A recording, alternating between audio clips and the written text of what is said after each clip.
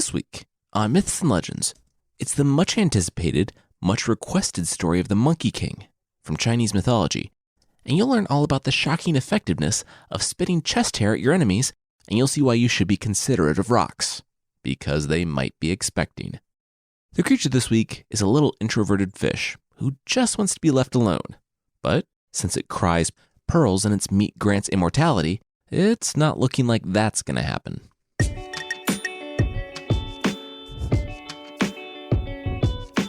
This is Myths and Legends, episode 148A. Good Little Monkey. This is a podcast where I tell stories from mythology and folklore. Some are incredibly popular stories you think you know, but with surprising origins. Others are stories that might be new to you, but are definitely worth a listen. Today's story is that of Sun Wukong, the Monkey King, and it's an extremely famous story from Chinese myth. The version I'm going with comes from the novel The Journey to the West. Published in the 16th century, it's one of the four great classical novels of Chinese literature. It's about a dangerous and kind of funny journey of one monk as he travels west to obtain sacred Buddhist texts. And he gathers together four companions / helpers to atone for their mistakes. Today, we're not starting with the titular journey to the west, because the journey to the west doesn't start with the journey to the west. The next two episodes are dedicated completely to the origin story of the journey's most famous guardian, the intelligent and violent Sun Wukong, the Monkey King, and we'll see all the stuff that he did that he needs to atone for.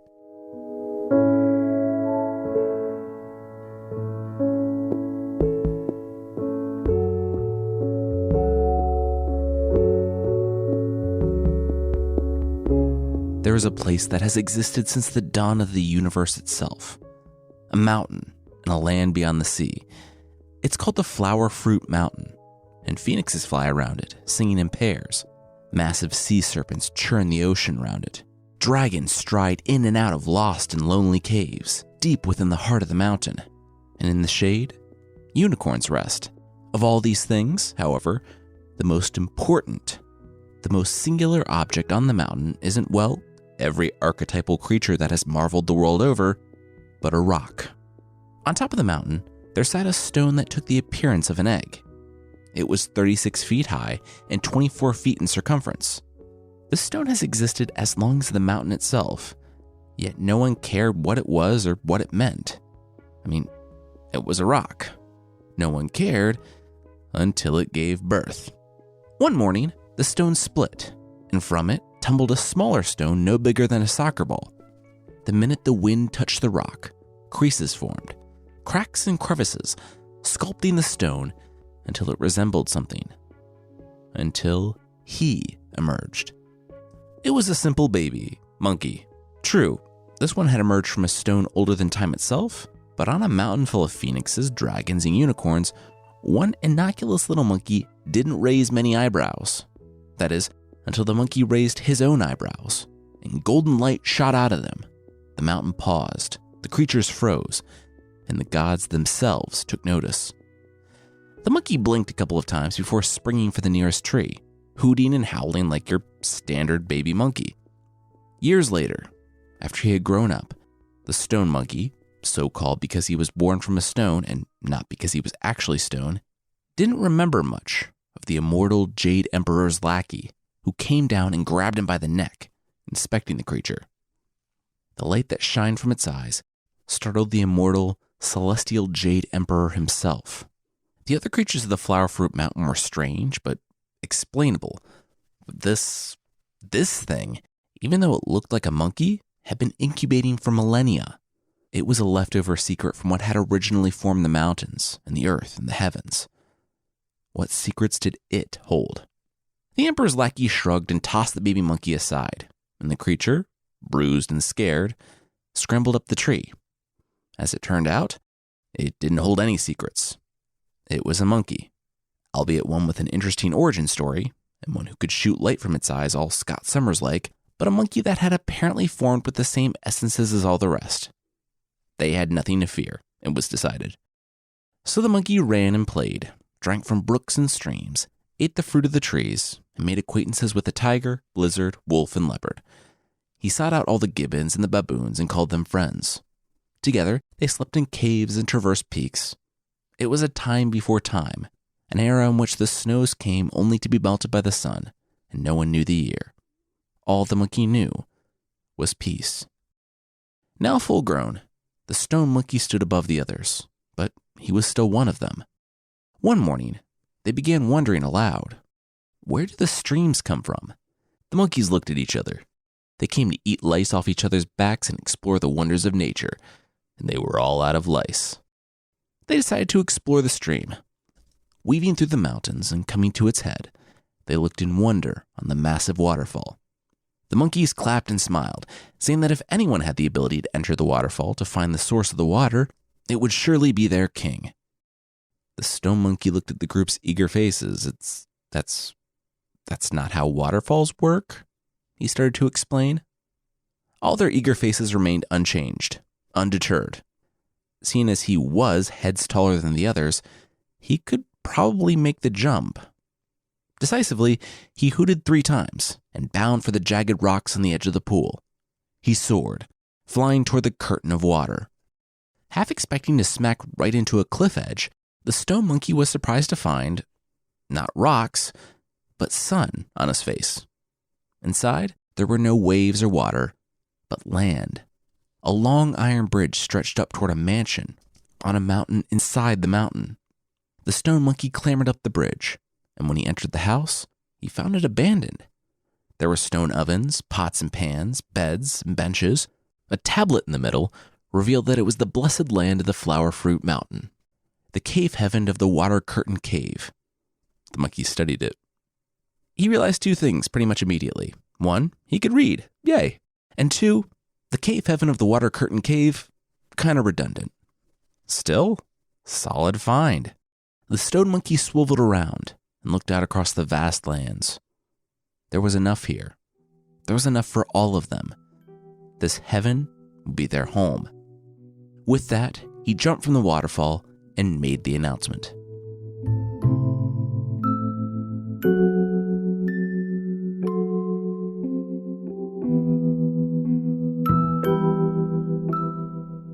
"400 years later, the handsome Monkey King, as he was now calling himself, bore witness to yet another one, another funeral. He had been named king shortly after leaving the waterfall and inviting all of his people inside. Together, they moved into the mansions. Not really knowing what a stone plate was, the monkeys immediately smashed all those, but the fruit was good and the weather was temperate, so they thrived. The Monkey King, however, grew confused as the first generation of those he had found began to slow and turn gray. He knew of monkeys falling to predators or disease, but here in this heaven, there were neither. Still, they could only hold on for so long, and one by one, his friends began to slip away. It seemed that, despite their new ability to live longer than monkeys had ever thought possible, they were still mortal. It was then that the Monkey King realized just how different he was from his friends. They died, but he lived. He became friends with that first generation's children, grandchildren, and great-grandchildren until he stopped keeping track and stopped opening up. It was easier to say goodbye that way. It was as he stood looking out on the water curtain, the waterfall exit to this heaven, that he remembered something. Someone. A face. When he had just been born, before he climbed up his first tree, someone had come. It had picked the Monkey King up by his neck and inspected him. Even at that young age, the monkey had known this being was different. It had come from the gods. It was immortal. There were three types of creatures that could transcend death itself: the Buddhas, the immortals, and the holy sages. Even if the handsome Monkey King had to travel the world, he would find these people and learn their secrets. He would bring what he learned back to save his people. And so he sailed from the Flower Fruit Mountain on his raft the monkeys had built for him, waving back to a beach of gibbons and baboons cheering him on.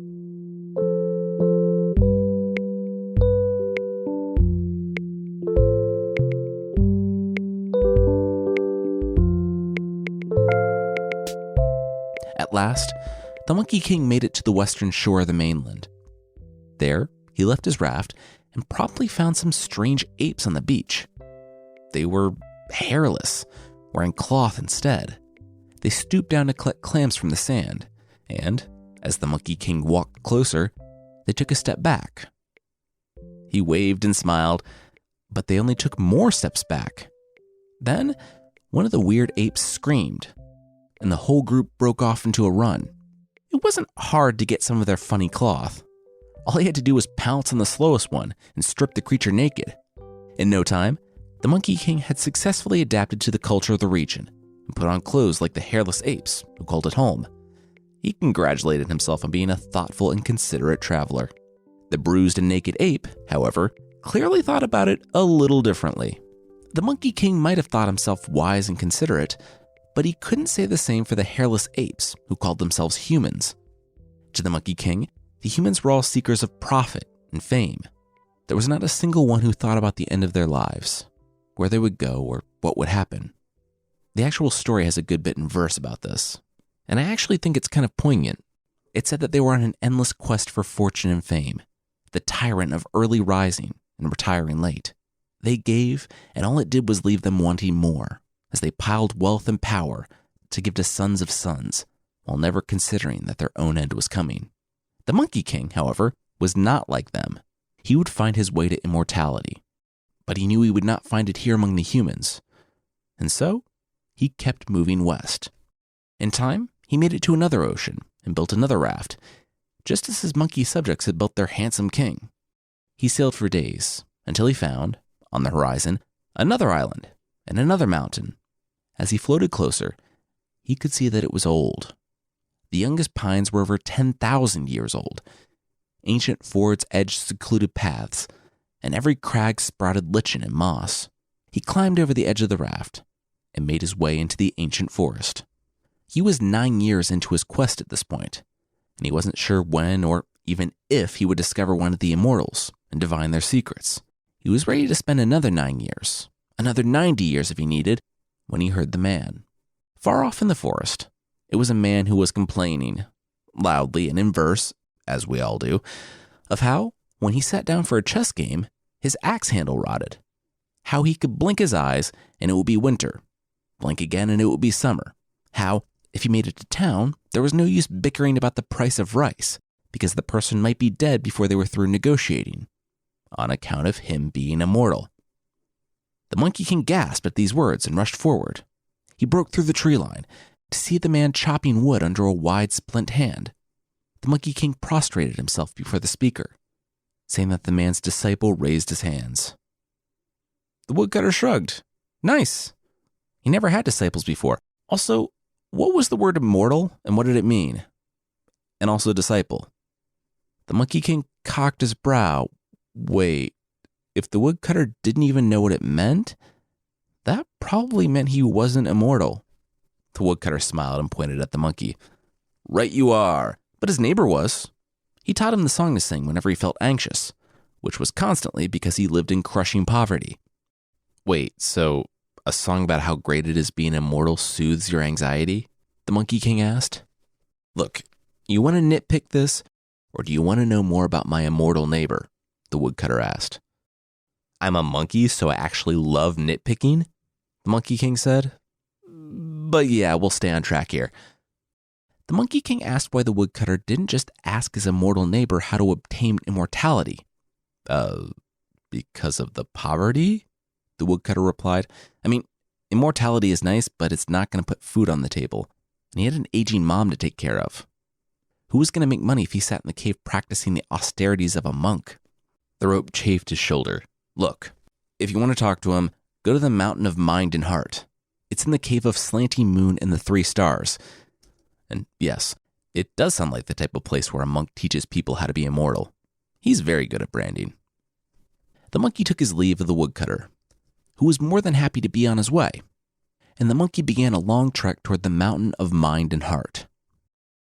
Sitting on the branch of a pine tree, the Monkey King was now bored. He had found the mountain and the door, a massive stone slab that led down into the cave of Slanty Moon and the 3 Stars. He didn't dare knock, but simply sat in the tree eating pine nuts. until the cave door rumbled open and, quote, the mountain's ageless boy walked out, which, yes, the mountain's ageless boy is the worst wrestler nickname ever, in case you were wondering. The boy announced that his master was giving a lecture, but before he rose from his couch, he said to come outside and take a look. There would be someone outside who wanted to practice austerities. The boy, however, didn't know that it would be a monkey. Handsome Monkey King, the monkey corrected, and strode inside. The master, despite seeing something outside in his visions, berated the Monkey King for, well, being a monkey. He demanded to know who this monkey's parents were, and the monkey said that he didn't have any. He was born from a rock. The master smiled. That's right.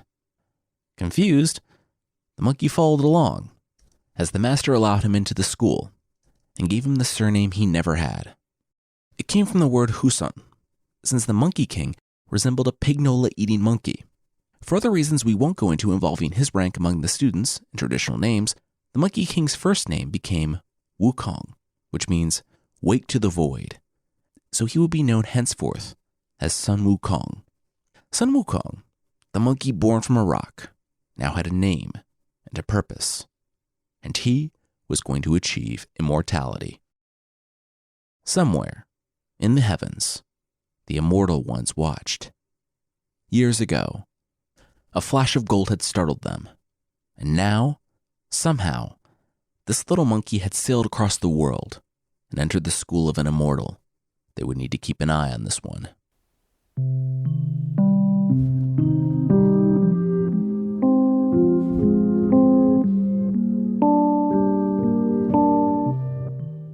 We'll come back to Monkey at College, but that will be right after this.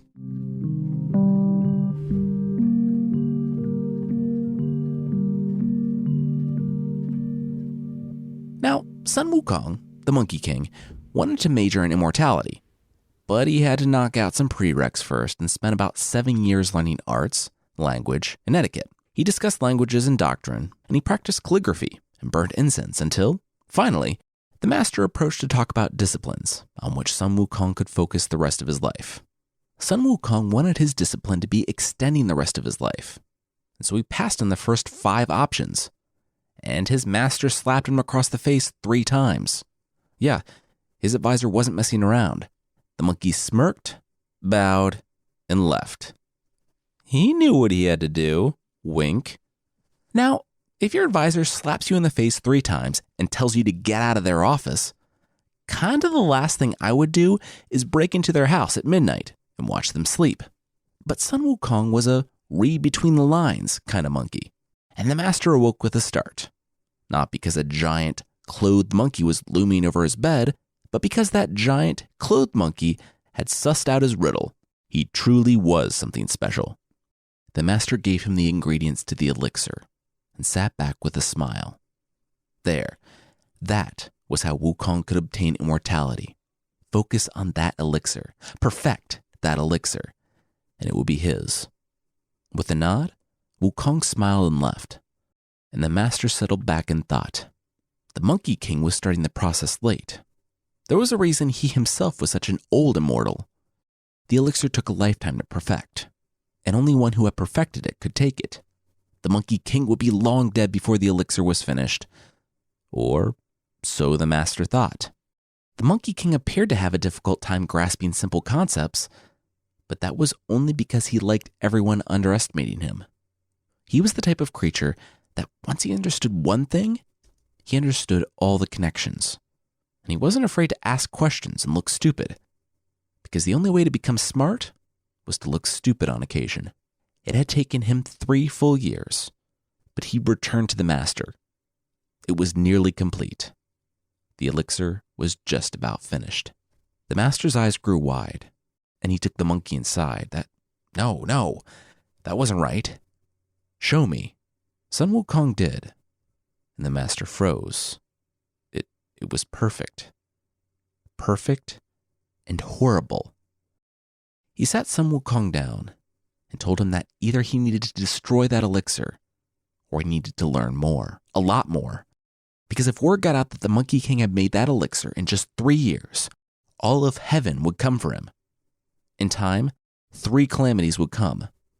The first would be the calamity of thunder, which was actually lightning, and was exactly what it sounded like. The second was the calamity of fire, and was also what it sounded like, and not super different from the lightning one, but still just as terrible. And the third would be the calamity of wind, which, after lightning and fire, didn't sound so rough, but it was actually a wind that entered your mouth and passed through your body, dissolving your bones and flesh. The master nodded. It was his fault. The monkey would be targeted by the Celestials and must learn a way to avoid the 3 calamities. He would teach the monkey, the master announced. Sun Wukong nodded. He wouldn't be deterred from his quest now that he'd almost seen it through. What did he have to do? Cue a training montage where Sun Wukong, the Monkey King, learned the 72 transformations of the earthly multitude. Moves like that of mist, where Sun Wukong flew into the air and used a cloud-soaring transformation to traverse the whole ocean in a day. When perfected, he could do 1 somersault that would carry him 108,000 miles, so about 4 times the circumference of the earth.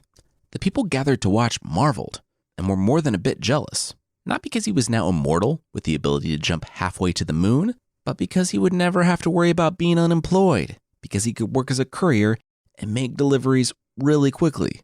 Yeah, they were worried about the important stuff. Showboating a little, he picked one of his 72 transformations and turned into a pine tree to the shouts of "Marvelous Monkey" from the assembled students. Amid the excitement, the master burst from his house and shouted for the students to leave. Now. Sun Wukong took one look and tried to slip away as well, but the master shook his head. Not you. The master took Sun Wukong aside, took a deep breath. It was over. The monkey knew everything the master could teach him. So now, it was time for the student to leave. The master could weather the inevitable calamities, but the other students could not. Sun Wukong looked around, bewildered despite his arsenal of training. Where was he supposed to go? The master shrugged. Wherever he came from. Didn't matter, as long as it wasn't here. The Monkey King thought it over and agreed. Sure, he'd go, but he couldn't help feeling like he owed the master something. The master patted the monkey on the shoulder. Just don't tell the immortal ones where he'd learned it, and they'd be even. Sun Wukong nodded. He could do that. Good, the master said, hobbling off, because if Sun Wukong didn't, he'd skin the monkey alive, break all of his bones, and banish his soul to the place of ninefold darkness. Bye. Sun Wukong sat wide-eyed. Wow! He'd really misjudged his relationship as a mischievous but serious student with his tough but fair teacher with a heart of gold. He didn't know what that heart was, but it was not gold. He crouched, did a somersault, and minutes later stuck a superhero landing on the Flower Fruit Mountain, his old stomping ground. He was home. Only something wasn't right. He looked up and saw smoke. Smoke was coming from the cave where he had lived with the monkeys. Something had happened.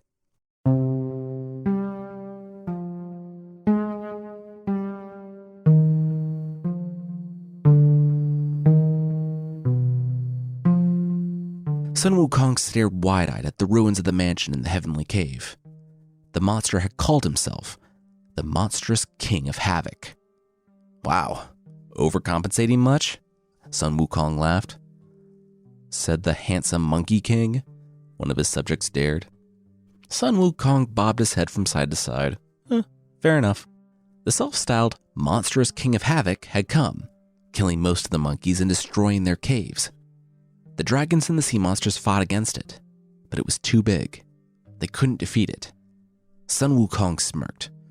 Well, their king was now home. Where did this monster live? Hundreds of miles away to the mountains of the north? Sun Wukong would be right back. With a stylish backflip, Sun Wukong disappeared into the sky and struck yet another superhero landing on the mountains of the north, right in front of the monstrous King of Havoc's cave. The demon's cronies shrieked and ran inside, warning their king of the 5-foot-tall monkey's arrival. Sun Wukong heard a laugh from deep inside the cave as red eyes illuminated the darkness. The ground shook as the 15-foot-tall monstrous King of Havoc lurched outside in full armor, his scimitar resting on his shoulder. He peered down at the unarmored Monkey King and laughed. Yeah, he was the one that harassed the monkeys on the cave of the Flower Fruit Mountain, and yes, he would be killing the monkey who came to confront him, and no, it wouldn't take very long. He swung his scimitar and brought it down hard on the Monkey King, or so he thought, because when the dust cleared, the Monkey King was standing next to him. The monster swung again, and again, the Monkey King was too fast. This time, the demon roared, and Sun Wukong brought out his own weapon, his hairy chest. Sun Wukong gripped the hair in his chest and ripped out a handful, throwing it in his mouth and chewing it up. The monstrous King of Havoc knew he probably shouldn't, but he was kind of eager to see where this was going, and so he just stood there, mesmerized. The Monkey King spat the hair into his hand and threw it high in the air. It never came back down, because in its place were 300 clones of the Monkey King soaring down from the sky. For the monstrous king of overselling your nickname, the Monkey King was tiny, and the tiny Monkey Kings were even tinier. Still, 300 tiny monkeys covering your skin, pulling your hair, and biting you was pretty unpleasant, and the monster quickly found himself swatting at them like flies. They died in droves, turning back into hair fluttering off into the cold mountain air as they did.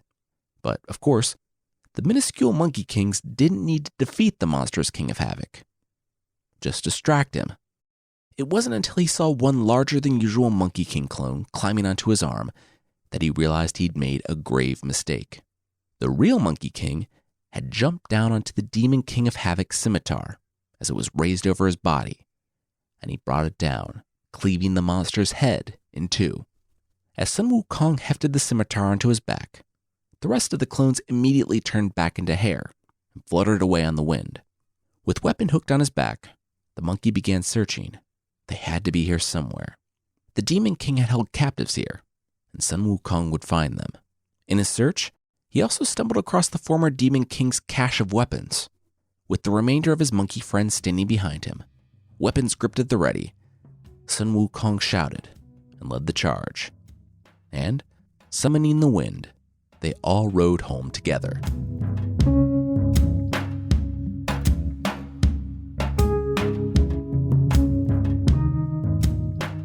One year later, Sun Wukong stood in the lair of the Dragon King.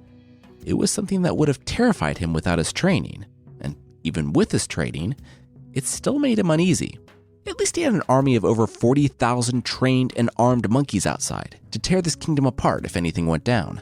That's why the Dragon King had been so amenable to Sun Wukong's request for both an in-person meeting and a new weapon. It was no secret that in all the land that the Dragon King had the best weapons. However, as Lord Eel and Lord Lobster paraded one inadequate weapon after another before the visiting Monkey King, the Dragon King was forced to reckon with the fact that the staff he kept deep within his mountain, the one that no one could lift, was glowing. It had chosen the one who would wield it.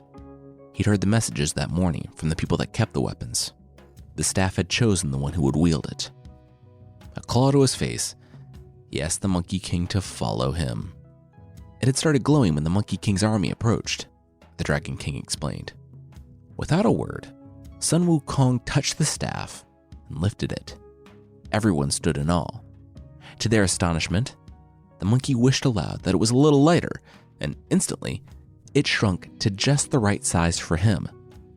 The Dragon King's jaw dropped to the floor. It could do that? Did anyone else know it could do that? But already, Sun Wukong began swirling the staff, weighing over 8 tons. The Dragon King cowered. With a furrowed brow, the Monkey King commanded the staff to shrink even more. In seconds, it was the size of a needle, and it fit comfortably tucked behind the Monkey King's ear. With a large grin, Sun Wukong nodded to the speechless crowd, and he left, his new weapon on his head. Of course, not everyone gave things freely to the Monkey King and his army. He ended up having to fight the dragons of the 4 seas, and from them, he won his golden chainmail shirt, phoenix feathered cap, and cloud walking boots. Eventually, however, it was time for Sun Wukong to return home to the Flower Fruit Mountain with his 40,000 strong monkey army. There, he immediately began forging alliances with the kings of the island and sea. The Bull Monster King, the Dragon Monster King, the Garuda Monster King, the Giant Lynx King, the Macaw King, and the Orangutan King. They organized themselves as the Fraternal Order of the Seven. With his power, army of violent monkeys and allies, the handsome Monkey King knew that he was now untouchable. He had done all he could to create a stronghold around himself, but none of that mattered. Not when the servants of the gods of death came for him. They walked past everything he had built, everything the Monkey King had hoped would save him. They walked and presented a paper with 3 characters. Sun Wukong printed on it. The handsome Monkey King's time had come. The gods had finally decided to end the threat that this supposedly immortal monkey and all of his allies represented. It was time for him to go to the land of Emperor Yama, one of the gods of death. The Monkey King awoke to a start, to 4 generals of Yama binding him to cart him to the land of the dead, announcing that there was nothing he could do to stop them. They didn't see the handsome Monkey King's hand on the move. And even if they did, what danger was it? He was just getting some sewing needle he kept tucked behind his ear.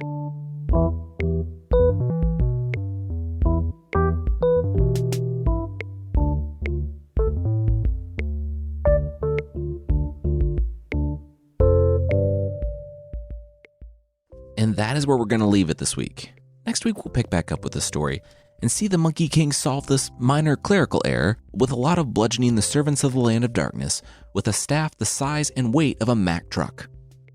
I want to say thanks to CEW, Craneburg Sandback Rovers, Zombie Farmer Deluxe, Morgan the Historian, Deke88, Big Stew, Victorian Lady Newberg, Ex Veritas, Godzilla Con 3, Dabby Time, Rasher Lish, Oki Kra, Helmar47, and Kingmaker82 for the reviews on Apple Podcasts. If you'd like to leave a review, Apple Podcasts is still a great place. And you can find the show there at apple.mythpodcast.com. There is also a membership thing on the site. For less than the cost of a hands-free shower back scrubber that attaches to the wall and lets you wash your back like a bear, you can get extra episodes, source pack ebooks, and ad-free versions of the show that won't make every shower time look like a Charmin commercial. Check out support.mythpodcast.com for more info on the membership.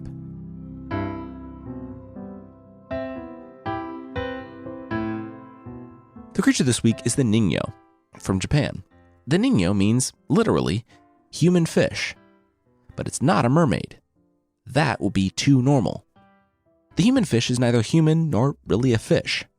It roughly has the body of a fish, but with ape-like arms with webbed fingers. It has a monkey-like face and mouth, small sharp teeth, and golden scales. Oh, and did I mention it has a fantastic voice? The siren from Greece is a beautiful creature whose songs lure sailors to their death. The human fish, however, is kind of the exact opposite of the siren. It's an ugly creature who just wants to be left alone, and its hypnotic song will make you do just that. Get out of here. With their intricate sea society, they know all about the arts of healing and magic, and if it lops off a chunk of its own arm and lets you eat it, then it'll give you immortality, or at least an abnormally long life, that you can use to try and forget about the human fish that tore off a chunk of its own arm and shoved it down your throat. There's the story of the fisherman who caught the human fish and offered his buddies a taste. When they looked and saw the human-like face of the fish, they all politely declined. And so the fisherman, now several drinks deep on sake, wrapped the meat up and went home. Once there, he tossed the meat to his daughter to eat, which she did. And nothing more was said about that until she turned 20 and remained 20. She stayed young while her husband grew old and died, while her many husbands, and while her great-great-great-great-grandchildren grew old and died.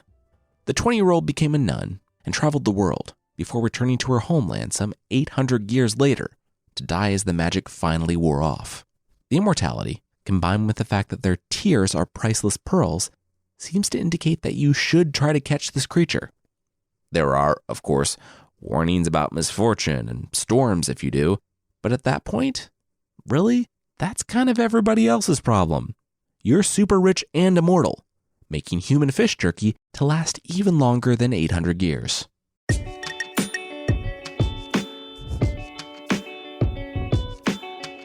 That's it for this week. Myths and Legends is by Jason and Carissa Weiser.